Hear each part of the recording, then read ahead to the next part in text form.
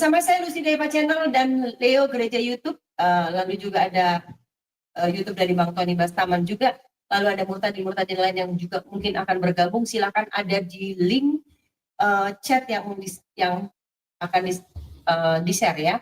Jadi malam hari ini kita akan menjawab simpang siur berita yang di luar sana tentang kebebasan dari pahlawan iman kita, Bapak Muhammad KC atau Muhammad Osman ya. Nah, nanti kita akan bicara, harusnya sih memang ada dari segi hukum ya, tapi karena kebetulan saya juga orang hukum, jadi saya bicara tentang dari ranah hukum, kacamata hukum. Pak Aceh juga ternyata dulunya pengacara, bisa bicara juga dari ranah hukum. Nah, Pak Aceh itu bisa bebas bersyarat di usia tahanan dia 4 tahun lebih sekian bulan. Kenapa? Karena beliau sudah menjalankan 2/3 dari hukuman. Oke, jadi teman-teman, kita balik lagi kepada akhirnya kenapa Pak Osman bisa bebas dalam waktu yang belum waktunya. Bukan begitu ya Pak Kace? Bisa ditambahkan Pak Kace? Ya, pertama-tama saya menyapa viewer saya yang dulu mencintai kinerja MKC. Ya, saya sekarang sudah menghirup udara bebas. Ya, saya salam buat semuanya. Ya, yang rindu ingin bergabung silakan. Jadi saya ini memang bebas syarat, dan bukan hanya saya.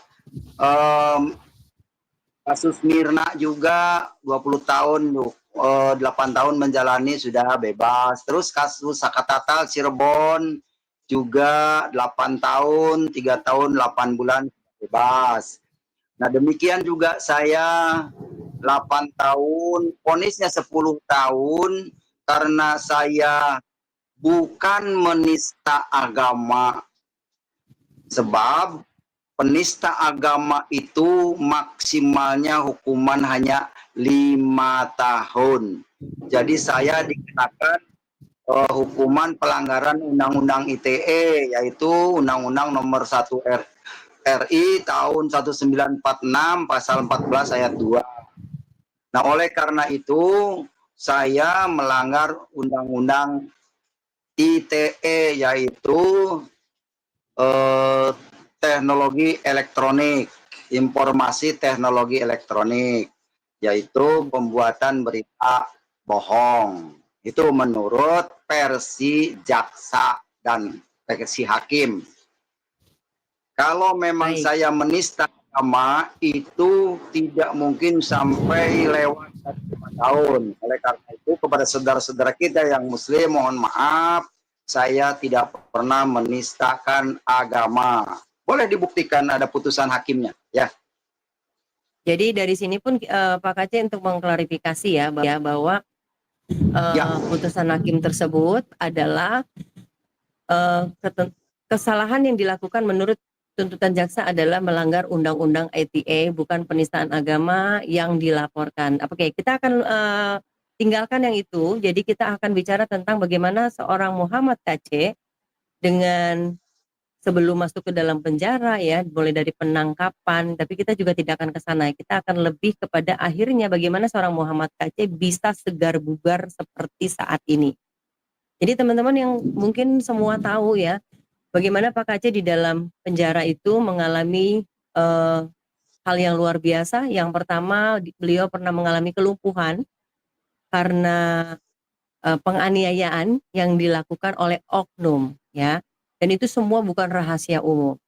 Lalu juga Pak Muhammad KC mengalami sakit penyakit berulang-ulang ya. Kenapa saya katakan demikian? Itu memang bukan cuma sekedar gosip, karena saya pribadi menjadi saksi mata bagaimana waktu beliau berada di kursi roda. Lalu juga waktu beliau sakit hepatitis B yang perutnya buncit melebihi hamil sekitar 5 bulan. Itu 7 bulan lah kira-kira hamil itu. Kelihatannya karena dia hepatitis B yang perutnya buncit luar biasa. Lalu juga ada sakit lainnya lagi. Jadi karena saya memang ada beberapa kali mengunjungi beliau ya ke lapas, itu pun atas dukungan dan doa dari teman-teman semua yang bisa saya bawa sehingga saya bisa ke lapas. Nah, jadi intinya Bapak Ibu Saudara, malam hari ini yang pertama kita sudah selesai ya Bang Leo, bahwa kita sudah memberi kabar bahwa Pak Kc sudah bebas bersyarat karena beliau memang mempunyai hak yang sama dengan warga negara yang lain. Kita sampaikan yang pertama ya teman-teman, kita harus rapi malam hari ini teman-teman. Kami juga harus berhati-hati banget, takut menyinggung beberapa pihak. Nah yang kedua, baru kita akan membahas tentang bagaimana kesaksian hidup beliau, seorang pahlawan iman kita, seorang Muhammad Kc, ya, penginjil atau evangelis di dalam media sosial yang waktu itu baru beberapa tahun sudah menginjil, tapi tiba-tiba harus mengalami musibah seperti itu. Kita akan bahas bagaimana seorang Muhammad Kc bisa bertahan sampai hari ini tuh masih ada nyawa dan masih ada kulitnya gitu loh Bang Leo. Ya. Ya. Jadi Bang Leo mungkin langsung mau tanyakan sesuatu sama Pak Kc bisa sampai seperti ini Bang Leo. Oke, terima kasih Kak Lucy. Ya Pak Kc, mungkin saya mau tanya dulu awal nih keluar dari rutan ya, Ciamis ya. Iya. Ya.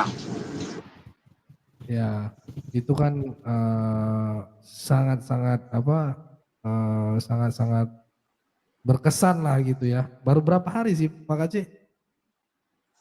Ya sekitar 20 harian lah. 20 harian. Kurang lebih. Ya. Itu udah menghirup udara segar ya? Udara segar, bebas, plong, tidak stres lagi. Karena di penjara itu banyak yang stres, sedikit, yang stres banyak. Oh. Tapi dengar-dengar Pak Kc katanya jadi penginjil juga di ini ya. Di rutan. Penjara. Di penjara. Ada beberapa video di TikTok tuh ngelihat puji-pujian Pak Kc bawaan gitu. Boleh diceritain sedikit Pak Kc?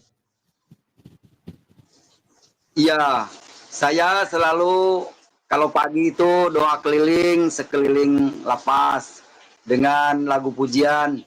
Bless the Lord, oh my soul,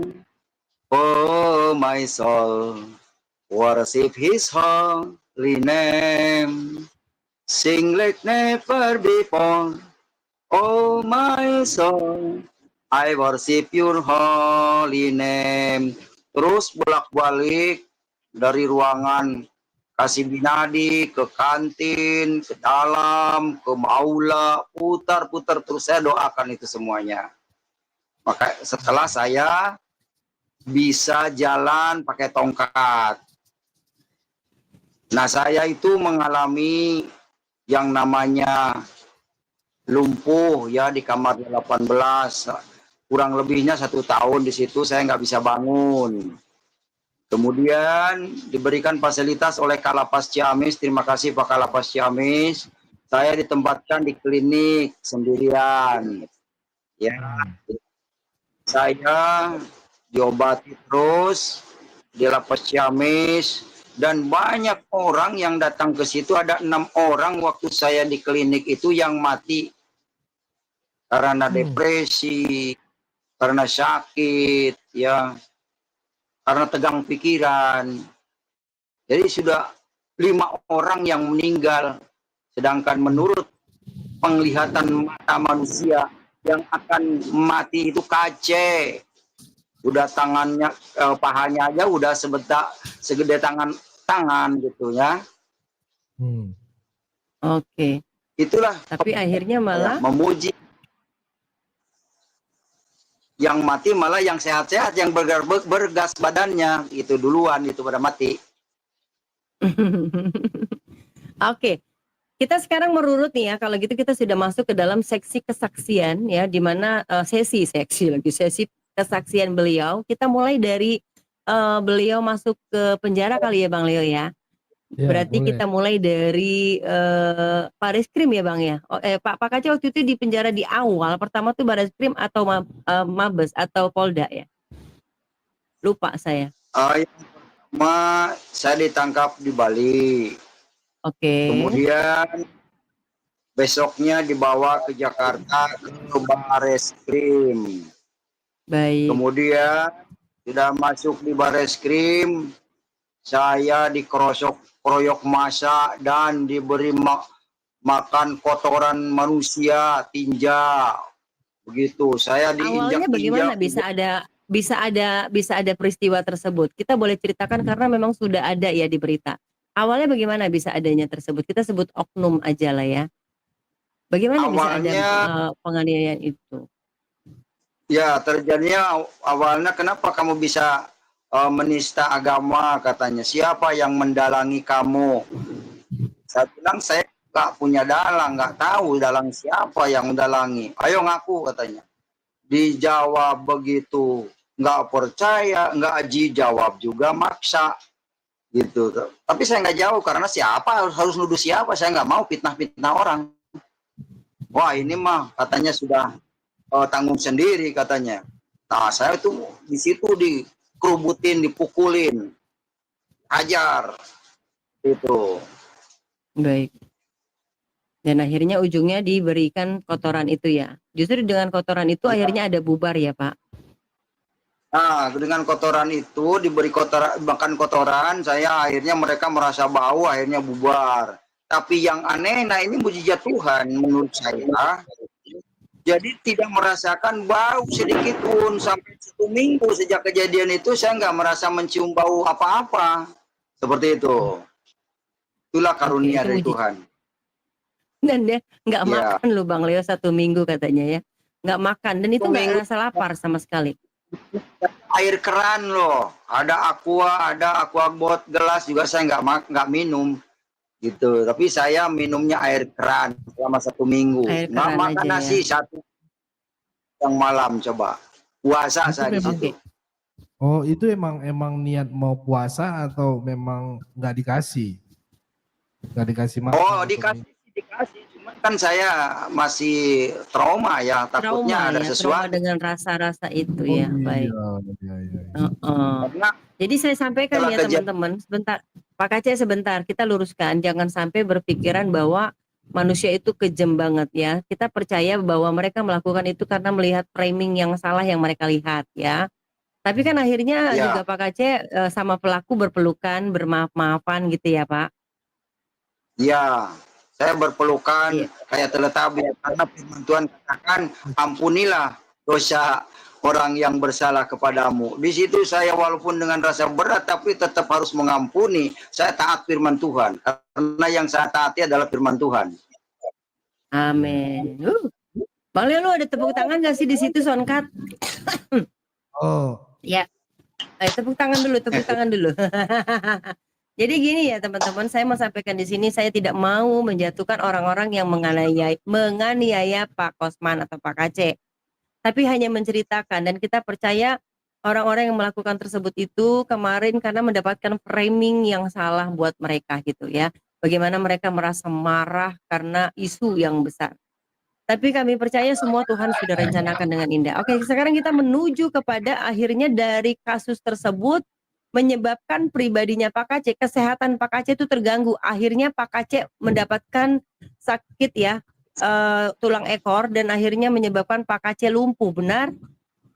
Coba Betul. ceritakan di situ Pak Kacek itu lumpuh berapa setelah kejadian itu kan Bapak kan bilang tadi 1 minggu nggak mau makan tuh. Tapi waktu itu Bapak Ya, masih bisa berdiri setelah kejadian itu. masih bisa. Ya, ada seorang Komjen yang memberikan obat ke saya. Jadi selama 7 bulan itu saya diberi obat itu, beri badan kuat lagi, nggak terasa sakit. Tapi setelah obat itu habis, saya terasa sakit-sakitan terus. Di sidang sakit, ya kan, ditahan. Setelah diponis juga saya sakit-sakitan sampai mengalami kelumpuhan. Tapi Baik. saya ingat Tuhan sanggup menyembuhkan orang lumpuh seperti itu. Baik. Berapa lama Bapak mengalami kelumpuhan? Yang saya waktu datang itu kan masih ya Pak lumpuh dan badannya itu udah kayak tinggal Kurang lebih kelingking satu teman-teman. tahun. Kurang lebih 1 tahun Tahunan saya ya. mengalami tidur aja di kasur ya. Oke. Dan tapi itu ada cerita ya Pak. Akhirnya bagaimana Bapak mendapatkan tempat yang indah dari Tuhan. Harusnya Bapak bersempit-sempitan dengan teman-teman narapidana, tapi akhirnya karena sakit ini Bapak mendapatkan kelebihan yang Tuhan kasih, bagaimana Bapak akhirnya ditempatkan di klinik ya Pak ya? Klinik selama 2 tahun. 1 Iya, tapi tahun, ini 2 bukan 10 tahun, baik. 3 tahun. Nah, yang 1 tahun lagi dicampurkan dengan orang satu kamar 30 orang. 30 Baik. orang. Iya, Iya, aslinya satu memang kamar begitu, itu Bang. Aslinya gitu, 25, Abangku. Di sedikit dalam 19 penjara ya udah orang pasti itu. nggak enak, Abang Leo. Tidur bertumbukan, makanya jangan mau deh jadi orang narapidana. Nggak ada yang enak itu, minum susah, mandi susah. Sampai sekarang aja masih gatalnya belum hilang saya. Iya. Nah, ini kita kembali ke ini teman-teman ya, bahwasanya kita mau bahwa pemerintahan kita itu baik loh teman-teman. Karena mereka tidak lihat peristiwa atau pasal atau kasus yang diberikan sama Pak Kc. Jadi kan kalau orang berpikir ini Pak Kc karena tuduhan-tuduhan yang tidak enak itu kan dipikirnya beliau akan dapat diskriminasi. Ternyata beliau mendapatkan tetap perilaku hal yang sama ya yang diterima oleh warga negara yang lain karena beliau sakit yang menyebabkan dia tidak bisa bersama-sama ditempatkan di sel yang sama dan dia ditempatkan di klinik itu bukan karena menjadi emas sebenarnya, lebih kepada memang itulah hak setiap tahanan ya. Karena beliau saat itu Iya, lumpuh dan memang sakit, jadi memang harus di klinik gitu ya, Pak. iya. Saya pernah jatuh Dan dari bukan cuma kursi nggak bang. Bapak. Ya gimana coba ceritakan Pak. Saking Bapaknya di dalam klinik mulu ada 5 orang meninggal bolak-balik ya, ceritakan kayak gitu Pak. Iya, saya di klinik pernah jatuh juga dari tempat tidur, nggak bisa naik. Saya ada tongkat, saya pencet bel aja pakai tongkat. Akhirnya petugas datang, saya digotong ke atas lagi, seperti itu. Terus waktu Itu masih yang mengangkatnya itu Pak Dedi Karupam itu. Baik dia sayang orangnya. berarti ya sama Pak Kc ya, sayang banget ya. Semua Semua para sayang sama Pak petugas itu Kc. setiap bulan saya keluar menghirup udara segar untuk ke rumah sakit umum, rumah sakit ortopedi. Jadi saya difasilitasi lah oleh Kalapas. Terima kasih kepada Pak Lapas, Pak Sony, Pak Beni, Pak Suprianto gitu. Saya tiap bulan ke rumah sakit ya untuk berobat gitu. Memang yang Kok bisa lain tidak sampai ada, segar tapi bugar saya ini? iya, Luar maka saya biasa. berterima kasih terutama kepada keluarga, anak, kepada istri yang sudah menopang saya, sudah memperjuangkan saya di dalam penjara sehingga saya bisa keluar atas jaminan istri saya. Itu aja. Amin. Nah ini foto apa nih Bang Leo? Ini foto waktu kita jenguk ya. Oh sama kamu ya. Lu Iya. kok bisa ada foto? Gue nggak bisa ada foto lo berapa kali gue kesana ya. Ya, yang kemarin itu Mana ya? Tapi ini abang di ruang mana nih? Coba kembali. di ruang Di ruang kebaktian. apa ini? Ini lagi kebaktian, kita lagi Oh di ruang kebaktian. kebaktian. Baik. Ininya. Bentar, saya ini. Ya, Ya. saya ada di sana. Ya puji Tuhan, ada dikasih fasilitas juga ruang kebaktian. Ya saya yang beli itu apa namanya kipas anginnya. Ada yang tergerak hamba Tuhan menyumbangkan kursi untuk beribadah, kursi plastik yang kuat begitu. Tadinya nggak ada tempat ibadah orang Kristen di situ. Ini apa kursi rodanya ya? Nah, baju kebanggaan itu oranye Ini biru. sama Pak Tony Bustaman ya, yang pakai peci itu Pak Leo Sirait tuh pakai peci. Iya. Itu. Nah itu yang lain siapa Bang Leo? Ini yang sebelah sini nih, ini pendeta nih, pendeta di sana ya. Dia setiap hari Jumat ya, Pak Kc ya. Untuk Setiap hari Rabu. setiap hari Oh Rabu. Sabtu berubah. Berarti waktu Bang Leo ada di sana kebetulan ada ibadah ya sana, karena kalau lagi aku ke sana kita pas memang nggak lagi ada ibadah ya Pak Kc ya. Jadi kita tuh Iya, nah itu ngedeprok kita di bawah. perpustakaan itulah yang diciptakan untuk peribadahan orang Kristen itu perpustakaan itu yang saya kemarin sebelum keluar tuh jadi tamping perpustakaan. Oh, ya ditampil luar biasa. Makanya baca mulu. Yang cewek-cewek ini siapa Bang Leo? Ini YouTuber juga, YouTuber rohani kalau nggak salah, aduh Hmm. Pak, dari Henny Simorangkir ya kalau nggak salah. Dia yang sering Oh. Ya, itu. Iya kan Pak Aceh? Iya kita bareng nih datang kemarin itu. Oh, baik, betul baik. betul. Nah, di belakang ini istri tercinta ini, Istri Sopo? istrinya Pak Aceh, Bu Fatma. Oh, itu Bu Fatma apa Bu Atma ya? Oh Iya. iya iya iya. Masih ingat Oh nggak iya baik. dari belakang ini Pak Aceh? Iya, iya. Iya kan? Iya. Oke. Oke, Saya terus pakai Pak, peci ayo Pak. dong. Iya pakai peci, gue pikir tuh Pak Haji tuh. Pak Haji Leo Sirait ya. Enggak, kalau pakai peci itu Pak Ustadz ya, Pak Ustadz.